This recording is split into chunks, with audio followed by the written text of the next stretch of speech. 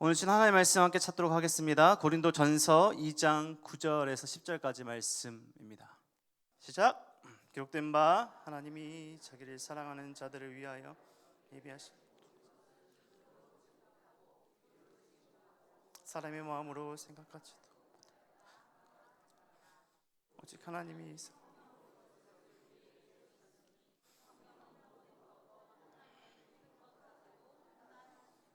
아멘. 네, 오늘 깨닫는 특권이라는 말씀 제목으로 말씀 전하겠습니다. 우리는 오늘 2025년 1월입니다.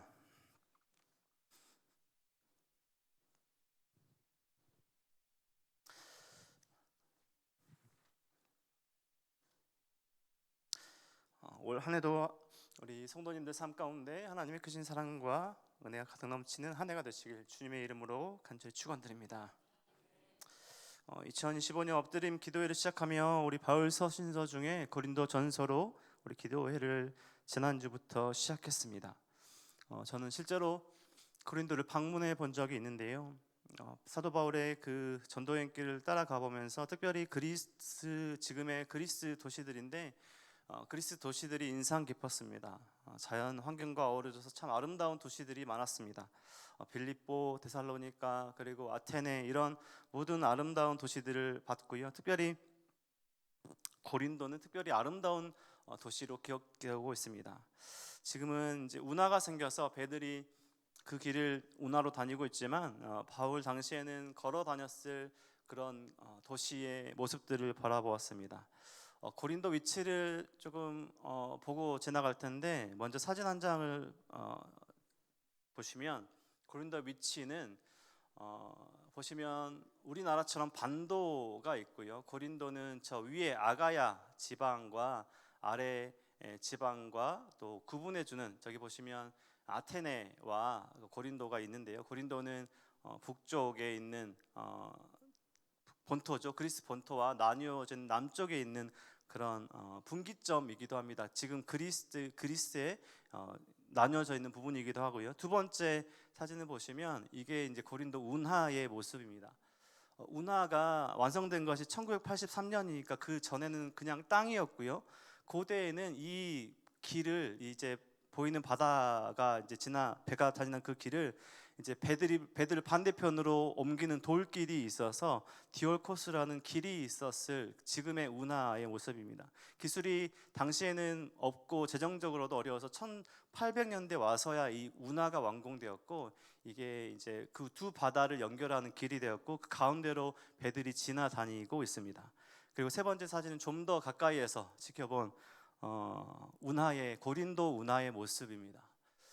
바다 색깔도 그렇고요. 도시가 참 아름다운 모습이었습니다. 사진은 이제 지워주셔도 되고요. 지리적으로는 이제 보셨듯이 이제 고린도는 동서남북이 연결되는 그 한 분기점에 있었습니다. 아주 중요한 위치이죠.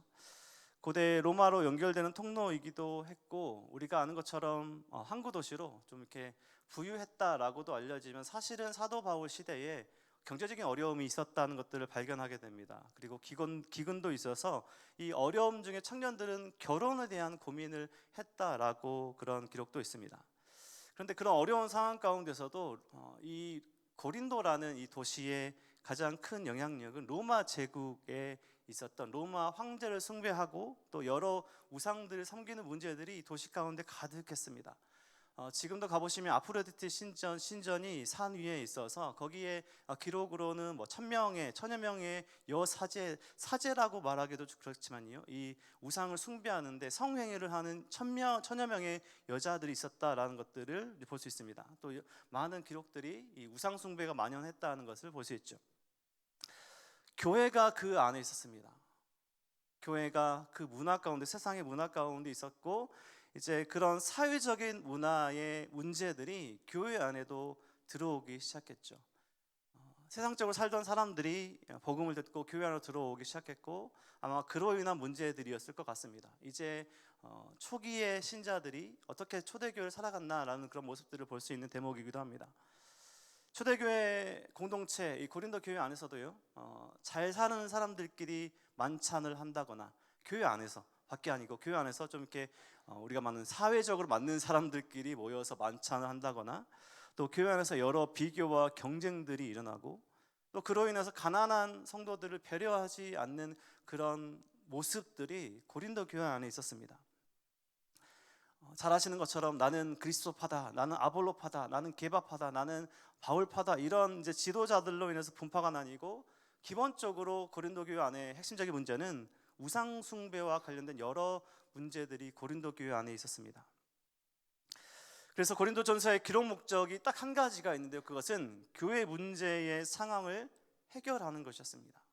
드러난 교회 문제들을 가지고 사도 바울이 그 문제들을 조목조목 이야기하면서 상황을 해결해 가는 것이죠. 사도 바울의 고린도전서는 성공한 편지였을까요? 성공하지 못한 편지였을까요? 성공하지 못한 편지였습니다. 첫 번째 편지로 교회가 막 변화하거나 새롭게 변화되어지는 일들이, 바로 문제들이 해결되진 않았습니다. 그럼에도 불구하고 사도 바울은 계속해서 고린도에 편지를 보냈습니다. 우리는 두 개의 편지만 받아보고 있는데요, 전서와 후서만 받아보고 있는데 더 많은 편지들을 기록했다라고 그런 기록들을 살펴볼 수도 있습니다. 여러 가지 신학적인 이야기들, 교리적인 문제들도 분명히 나오지만 고린도 교회 편지한 목적은 딱 한 가지, 교회의 문제를 해결하기 위함이었습니다. 그래서 편지의 핵심적인 내용들을 보면 세상 속에서 그리스도인들이 어떻게 살 것인가, 세상의 문화 가운데 속세로 들어가는 것이 아니라요, 저 산속으로 들어가는 것이 아니라 그런 우상이 만연하고 세상의 문화가 가득한 그곳에 있는 교회 안에 그리스도인들은 어떻게 살아갈 것인가, 그리고 교회가 회복해야 할 진리의 문제들, 사랑의 문제들이 무엇인가를 이야기하는 것입니다. 사실 2000여 년 전에 사도 바울이 했던 그런 고린도전서의 이야기들은 지금 우리에게도 필요한 이야기입니다. 세상 안에 그리스도인들은 어떻게 살아갈 것인가, 우리 성도님들도 스스로 질문해보고 답을 찾아가고 그런 여러 가지 노력들을 해보셨을 것입니다. 우리가 초대교회로 돌아가자라는 말 하지 않습니까? 초대교회로 돌아가자. 그런데 우리가 보는 초대교회의 모습들이 결코 우리가 생각하는 완벽한 모습이 아님을 보게 됩니다. 초대교회로 돌아가자라고 하니까 초대교회가 완벽해서 뭔가 훌륭해서 무조건 초대교회로 돌아가자라고 말하는 것처럼 보이지만, 이런 초대교회의 모습들을 바라볼 때 그런 막연한 환상이 깨어지기도 합니다. 동경이 사라지기도 합니다. 그럼에도 불구하고 그래서 감사하기도 합니다. 문제가 없는 완벽한 초대교회가 아니라요, 여러 문제들이 있었음에도 그런 문제들을 어떻게 해결해 갔는지를 찾아볼 수 있는 모습들이 사도 바울의 편지를 통해 드러나는 것이죠.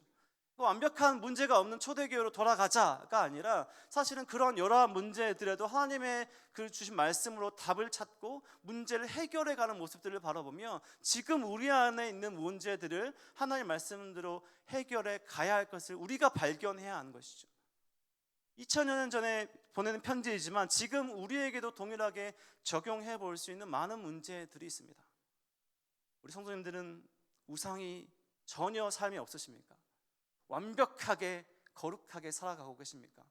하나님의 말씀대로 완벽하게 그리스도의 그 완벽한 모델로 살아가고 계십니까? 그렇지 않다는 것을 우리는 너무 잘 알죠.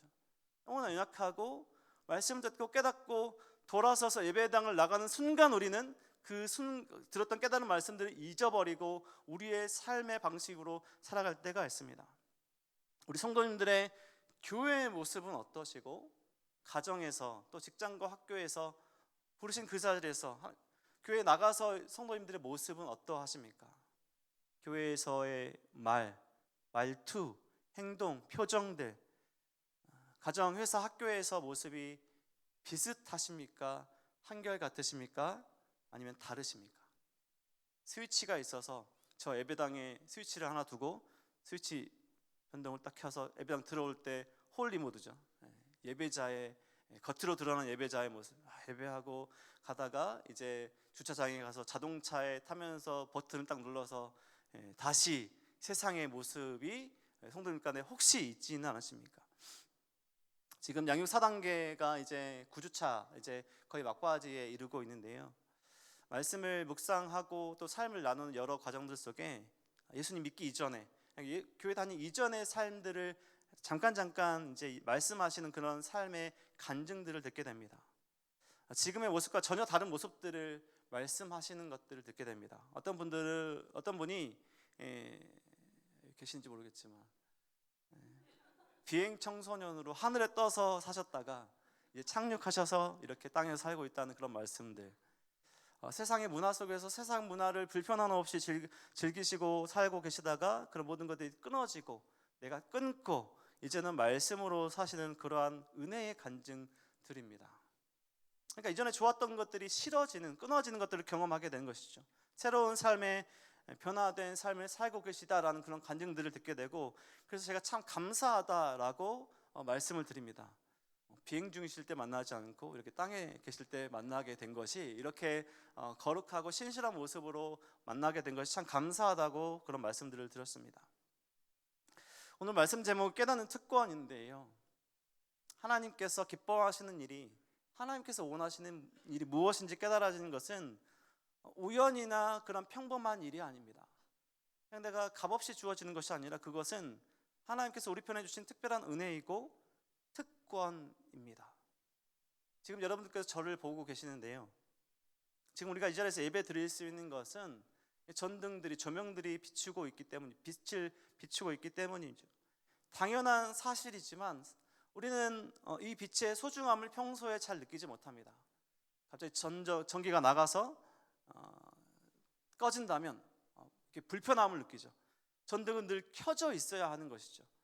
거기에 우리 감사함을 별로 느끼지 못합니다. 빛이 꺼지면 우리는 아무것도 볼 수 없습니다. 빛의 존재를 빛의 부재 속에 깨닫게 되는 것이죠.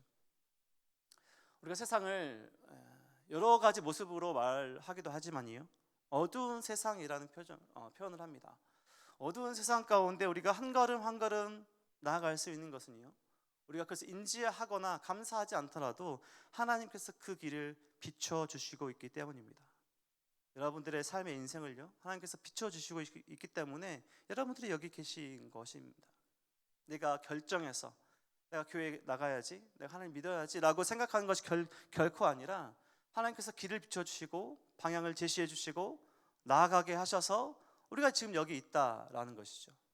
여기 있는 것이 우연처럼 여겨지십니까? 당연한 것처럼 여겨지십니까? 그렇게 여겨지시고 계신다면 우리는 다시 한번 우리의 생각을 바꿔야 됩니다. 이게 얼마나 큰 특권인지, 얼마나 큰 하나님의 은혜인지를 우리가 감사해야 한다는 것이죠. 많은 사람들이 여기에 있지 못합니다. 많은 사람들이 예배 드리지 못합니다. 자기의 방식대로 어두운 그 세상 가운데 방황하며 살아갑니다. 하나님의 말씀이 깨달아지고 감동이 되어지고 그 말씀대로 살아갈 생각을 하는 것은 하나님의 특별한 은혜라는 것입니다. 누구에게나 일어나는 일은 아니라는 것입니다. 우리 성도님들 다 경험해 보셨을 것입니다. 찬양하고 싶다. 차에서 찬양을 들으면 막 감동하시며 말씀을 들으며 은혜가 되고, 이게 하나님의 말씀이구나, 그 말씀을 깨달아지고, 말씀을 듣고 싶다, 설교 말씀을 듣고 싶다, 말씀을 읽고 싶다, 엎드린 기도에 가고 싶다, 가야겠다, 이런 생각들을 과연 우리 스스로 할 수 있을까요? 우리 목사님 숭장 모임 때나 가끔 우리 교회 성도님들이 목사님이 아무리 어디 가자 해도 안 오시는 것에 어려움을 느끼신다라고 하시는데, 우리 성도님들 마음에 그런 감동함이 있지 않으면, 하나님께서 은혜 주시지 않으면 우린 결코 이 자리에 있을 수가 없습니다. 우리가 결코 엎드린 기도에 가야지 하고 결단할 수 있는 존재가 아니라는 것입니다. 찬양해야지 하고 우리 스스로 찬양할 수 있는 존재가 아니라는 것입니다. 말씀을 읽고요, 많은 사람들이 성경을 지식으로 읽는 사람들도 있습니다. 그냥 긁기죠. 좋은 말입니다. 선한 말입니다. 이웃을 사랑하라, 선한 말입니다. 거기까지만 이해되시는 사람들이 있습니다. 그런데 이것이 하나님의 말씀이고 나를 구원케 하신 하나님의 구원의 말씀이다라고 거기까지 깨달아지는 것은 하나님의 특별한 은혜가 아니고서는 우리에게 일어날 수 있는 일이 아니라라는 것입니다. 우리 너무 이거에 익숙해져 있어서 감사하지 않습니다. 늘 그 자리에 있기 때문입니다. 하나님은 늘 그 자리에서 우리를 바라보고 계시고 우리에게 빛을 비춰주시고 계시고 우리를 오라라고 초청하고 계십니다. 예배 자리 나오고 말씀 듣고 찬양으로 고백하는 것은 우리의 결단이라는 것이 결코 아니라 하나님께서 우리에게 주신 놀라운 특권과 은혜라는 것입니다. 누군가 만났는데 이 말씀을 전하고 싶은 그런 마음들 다 경험해 보셨을 줄 믿습니다. 지금 이러한 전도라는 말씀이라는 그런 단어를 들으면 떠오르시는 분들, 이런 생각을 할 때 나를 스쳐갔던 내가 기억하지도 못했던 초등학교의 친구들, 만났던 이웃들, 또 만났던 사람들이 떠오르는 사람들이 있을 것입니다. 그렇게 떠오르는 것은 결코 우리가 생각하는 마음들이 아닙니다. 하나님께서 우리에게 생각을 불어넣으시고 그분들이 떠오르게 하시고 그분들을 위해서 기도하게 하시는 거죠. 그리고 그 기도를 하나님께서 사용하시는 것입니다. 우리의 마음과 소원을 하나님께서 사용하셔서 하나님의 그 꿈이 우리의 꿈과 같아지게 하는 것이죠. 그래서 성도님들이 생각하고 계획하는 것들이 하나님의 뜻이 되고 하나님의 계획이 되는 것은 우리가 스스로 내는 것이 아니라 하나님께서 주신 그 은혜로 말미암아 우리가 떠오르고 계획하고 결단하는 일들을 하나님께서 이루어 주시는 것이, 그게 하나님의 뜻이 되는 것입니다. 교회 가자고, 다락방에 좀 가자고 하고 싶다, 이런 생각과 마음을 하는 것은 우리 스스로 일으키는 것이 결코 아니라는 것입니다.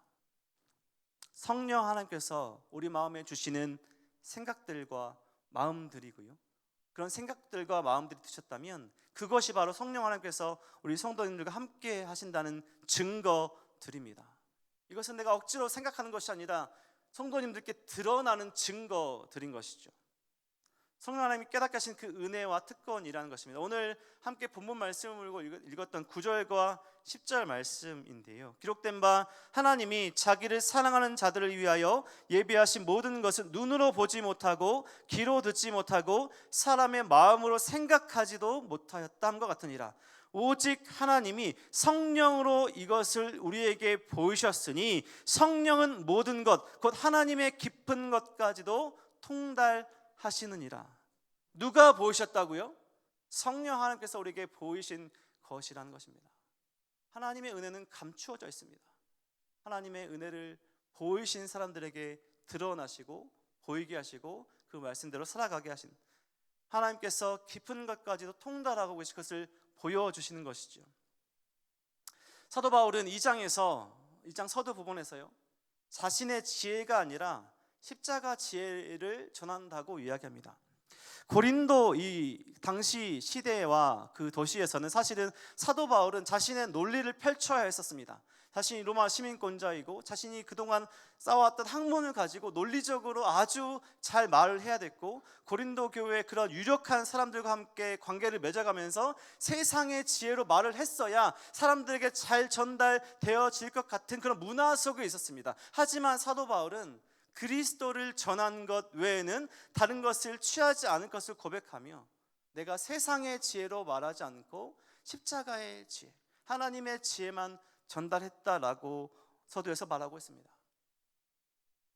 우리는 전도할 때 우리가 좀 뭔가 신학에 대해서 성경에 대해서 잘 알아야 될 것 같은 잘못된 오해가 있습니다.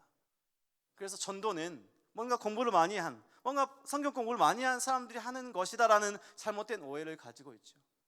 하지만 전도는요, 하나님의 사랑을 전하는 것은 그 사랑을 가지고 있는 사람이 그냥 이해하게 하는 것입니다. 한마디라도요, 교회 가자, 다락방에 갑시다, 하나님께서 당신을 사랑하십니다, 이 말을 하나님께서 사용하셔서 그 사람의 마음을 움직여서 그 사람의 길을 비춰주셔서 교회로 오게 하십니다. 복음의 자리로 오게 하시는 것이죠. 그런데 성령의 가르침이 받지 않게 되는 여러 가지 이유들 중에 많은 세상의 사람들에게 성령의 일하심은요, 어리석게 보입니다. 사도 바울의 전도 방식이 굉장히 어리석게 보입니다. 사도 바울의 여러 가지 학문을 통해서 자신의 논리를 통해서 전해야 되는데 예수님만 전하고 있는 사도 바울이 어리석어 보이는 것이죠. 그리고 두 번째는 세상 사람들은 하나님께서 비춰주시기 전까지는 하나님을 알 방법이 없습니다. 하나님께서 은혜 주시지 않고서는 하나님께로 나아갈 수 있는 방법이 없는 것이죠. 사람들이 손을 뻗쳐서 하나님께로 나아가는 것이 아니라요, 도덕과 여러 가지 선행과 여러 가지 재정으로 하나님께 나아가는 것이 아니라 하나님께 나아가는 방법은 하나님께서 우리 편에 손을 내밀어줘서 끌어주시는 방법밖에 없습니다. 그래서 성령의 일하심이 어리석게 보이는 것이죠. 이해되지 않으니까요. 사도 바울은 아름답고 좋은 말들이 아니라 십자가를 전합니다. 어떻게 그런 말씀들과 그런 생각들을 했을까요? 우리가 읽진 않았지만 2장 16절 말씀, 마지막 말씀에 이 단어가 나옵니다. 누가 주의 마음을 알아서 주를 가르치겠느냐. 그러나 우리가 그리스도의 마음을 가졌느니라. 누구의 마음을 가졌다고요? 그리스도의 마음입니다.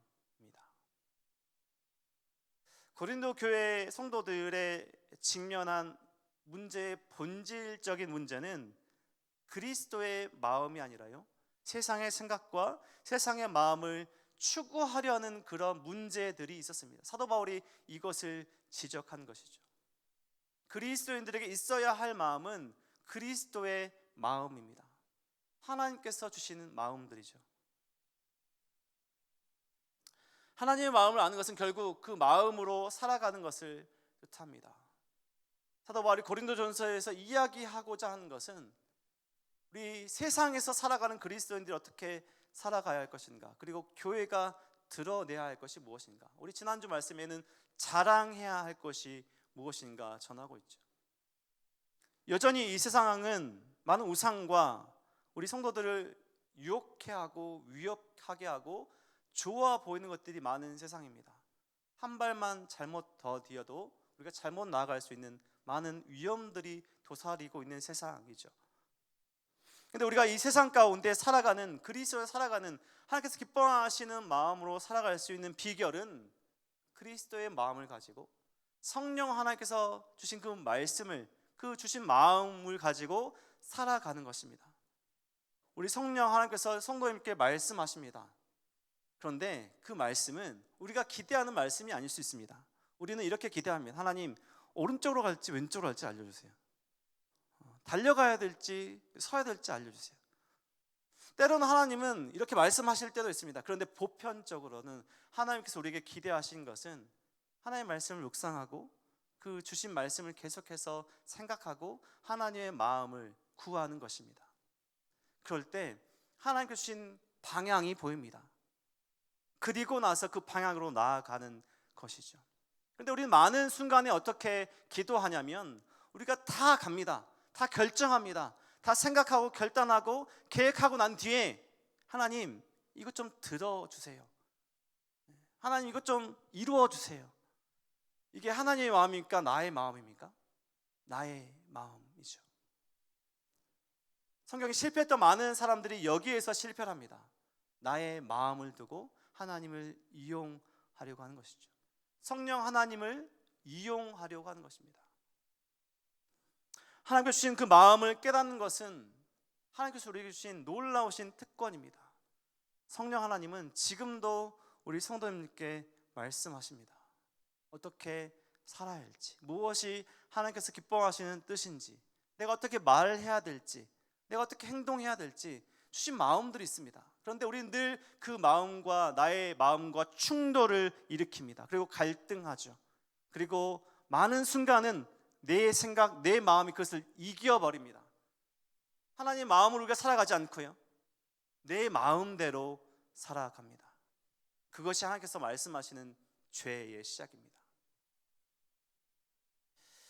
우리 성도님들, 우리가 살아가면서요, 내가 어떻게 살아야 할지, 찬양과 말씀과 여러 가지 상황 속에서 주시는 그런 생각들은 하나님께서 주시는 특권입니다. 은혜입니다. 분명히 지금 이 순간에도 이 자리를 나가서 내가 내일 어떻게 살아야 할지, 우리가 가정에서 어떻게 해야 할지 하나님께서 말씀하고 계십니다. 내가 어떻게 생각하고, 내가 어떻게 자녀들을 대하고, 내가 어떻게 배우자를 대하고, 내가 어떻게 동료들을 대하고, 내가 어떻게 이웃을 대해야 될지 하나님께서 말씀하고 계십니다. 하나님의 마음인 것이죠. 성령 하나님께서 말씀하신 그 음성에 귀 기울이시고요, 때로는 우리가 실패할 때도 있고 내 생각이 하나님의 마음을 이길 때도 있지만 그 모든 것들을 내놓고 하나님께서 주신 그 마음으로, 깨닫게 그 은혜로 행할 수 있도록 구해 보십시오. 하나님, 제가 하나님의 마음으로 행하길 소망합니다. 주신 말씀과 주신 은혜대로 살아가는 힘과 능력과 지혜를 부어 주시옵소서. 하나님, 나의 손을 놓지 말아 주시고 내가 방황치 않도록 이 어두운 세상 가운데 내가 밝은 빛으로 나아갈 수 있도록 나의 삶을 붙들어 주시옵소서. 인도해 주시옵소서. 이렇게 기도하는 우리의 신앙이 되어야 할 줄 믿습니다. 하나님의 깨닫게 하신 그 은혜는 그냥 평범한 것이 아니라, 그저 그런 것이 아니라, 늘 있는 것이 아니라 하나님께서 주신 놀라우신 특권입니다. 이 특권을 정말 삶 가운데 감사와 하나님께서 주신 그 은혜로 영광 돌리며 오늘 하루를, 또 하루하루의 삶 가운데 하나님께서 주신 그 은혜와 사랑을 흘려보내는 우리 모든 성도님들의 삶이 되시길 주님의 이름으로 간절히 축원드립니다.